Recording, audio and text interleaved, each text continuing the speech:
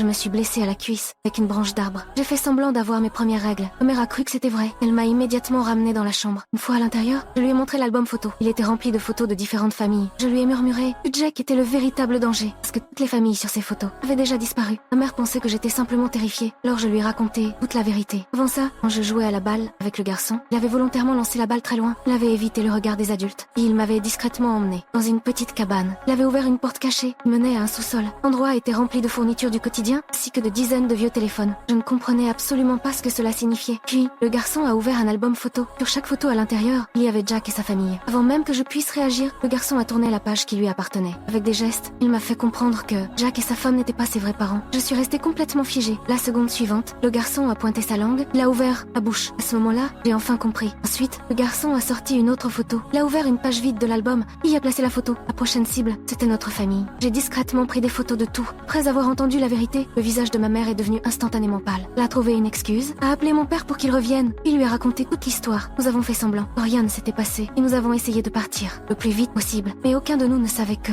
pendant que nous préparions nos affaires, Jack avait déjà remarqué que la pièce secrète avait été fouillée. Nous sommes sortis calmement. Il ne nous a pas arrêtés. Il a même souri et discuté avec nous. Mais ce sourire était terriblement inquiétant. Au moment où nous sommes arrivés dans la cour, mon père a remarqué que le pneu de la voiture était crevé. Pour partir au plus vite, il a fait semblant de ne pas l'avoir vu. Mais à ce moment-là, Jack a soudain pris la parole. Il a dit que la voiture ne pouvait pas partir dans cet état. Il a proposé de nous aider à réparer le pneu. Mes parents n'osaient pas révéler. Ils connaissaient déjà la vérité. Ils n'ont donc eu d'autre choix que d'accepter. Jack a rapidement réparé le pneu. Ensuite, il a pris mon père dans ses bras pour lui dire au revoir. Le garçon est également venu vers moi, m'a serré dans ses bras. Je lui ai dit, un jour je reviendrai certainement le sauver. Après ça, mes parents et moi sommes montés dans la voiture. Mon père a calmement demandé au garçon d'aller ouvrir le portail, mais Jack l'a soudain arrêté. Jack a sorti une télécommande, puis a ouvert lui-même le portail. Alors que nous pensions enfin être en sécurité, alors que nous pensions pouvoir nous échapper, je me suis retournée avec horreur.